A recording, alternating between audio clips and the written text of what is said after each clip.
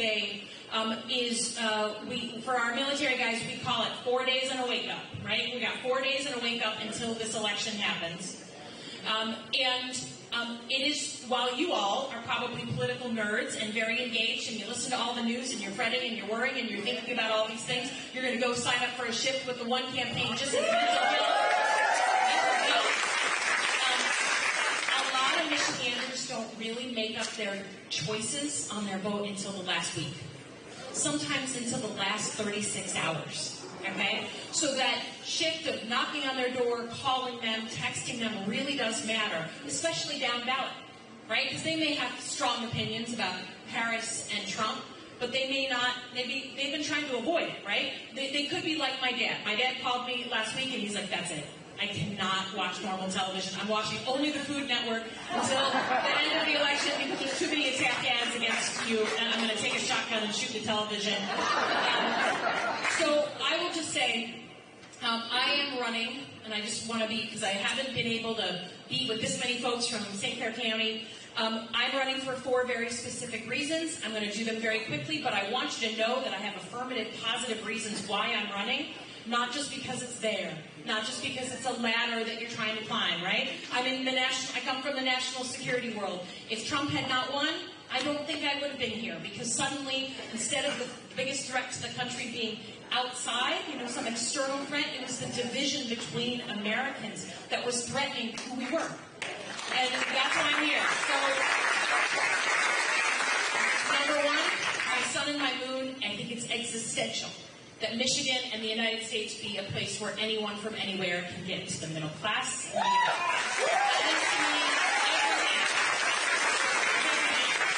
invented the middle class, right, where you could work in an auto plant and afford the car you were building. We invented that. So jobs with dignity, and then bringing down the obscene costs of healthcare, prescription drugs, housing, childcare, and post-secondary education. Number 2, I want to make more things in America, right? Preferably here in Michigan. I accept we're not going to make everything again in America. We're not going to make ladies' razors and Rubik's Cubes in the United States of America ever again. That's fine.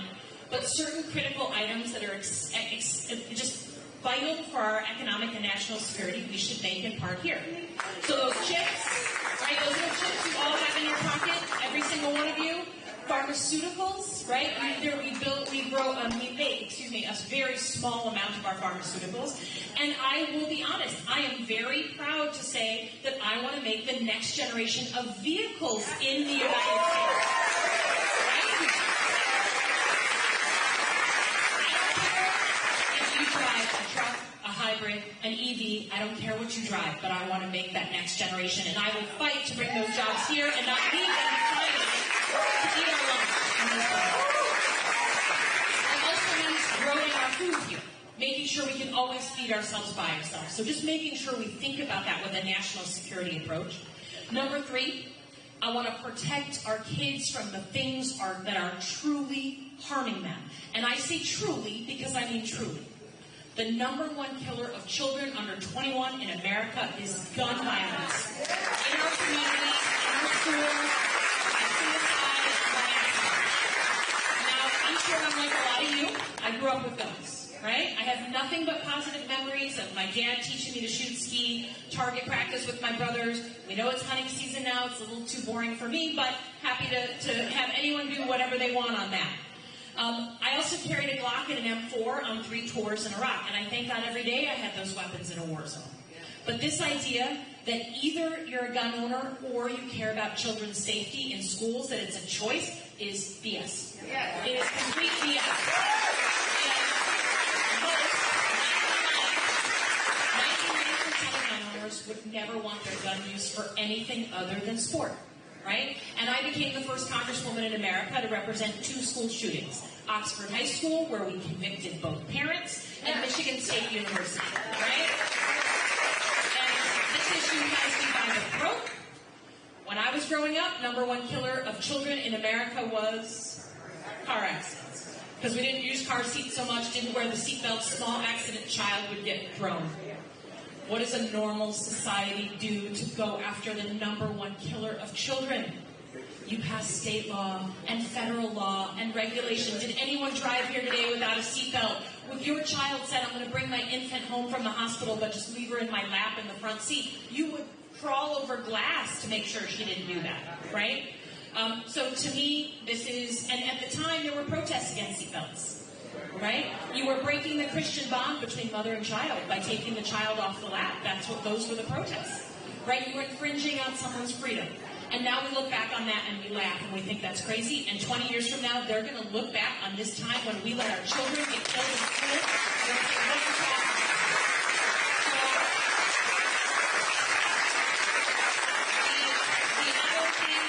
The things that are truly harming our kids are the diseases of despair. Mental health issues, opioid addiction, and fentanyl through that. And then the thing that's going to affect our kids way more than us, climate change, right? Those are the real threats to our kids. I am not focused on the not real threats to our kids, like books or teaching Black history in our schools. Those are not threats to our kids. Those are manufactured into our own practice.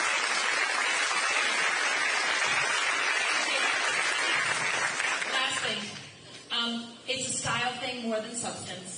Okay? Somehow, God bless America, if I'm elected, I'll be the youngest Democratic woman in the Senate.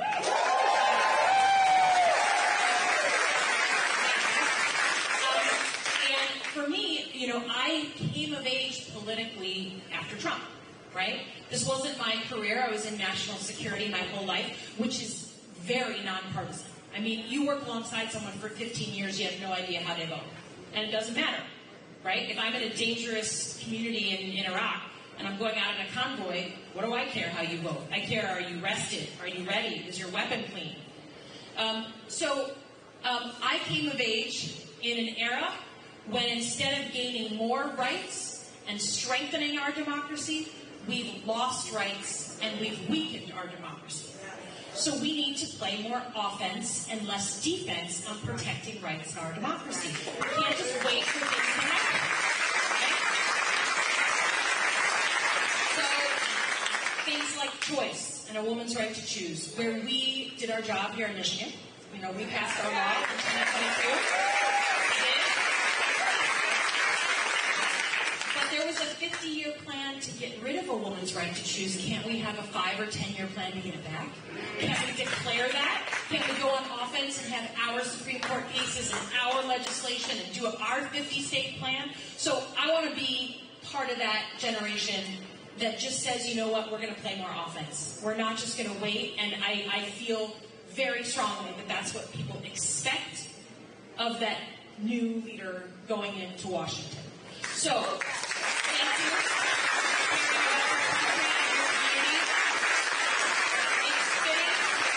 It's fitting that we are here where we are, and that I leave you with something that I feel like I've learned over and over and over from Senator Stagman. Wear your patriotism on your sleeve. You are here in the middle of the day because you love your country and you want it to be better. You want it to be better. And it can be better. So wear that with pride and fly the flag, all of those things, and don't give 1 inch to these people who wrap themselves in the flag and then spit on the values that it represents. So,